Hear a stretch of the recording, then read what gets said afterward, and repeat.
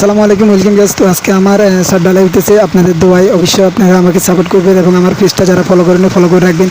আপনাদের জন্য ছোট ছোট আমার কাজের যে ভিডিওগুলো এই ভিডিওগুলো দিব এবং কাজের ভালো খারাপ সব কিছু আপনারা আমার থেকে বুঝতে পারবেন যারা নতুন বিল্ডিং করতেছেন।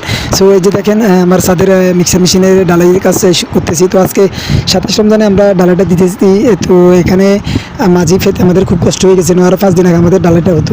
তো আপনাদের দোয়ায় অবশ্যই আপনারা বিল্ডিংয়ের কাজ করতে হলে সব দিক জেনে শুনে আপনারা কাজটা করবেন। তো এই যে দেখেন এই মুরব্বিটা আসলে উনি এই রমজান মাসে উনি রোজা রয়েছে, আর কেউ রোজা হয়নি এই ডালের এখানে।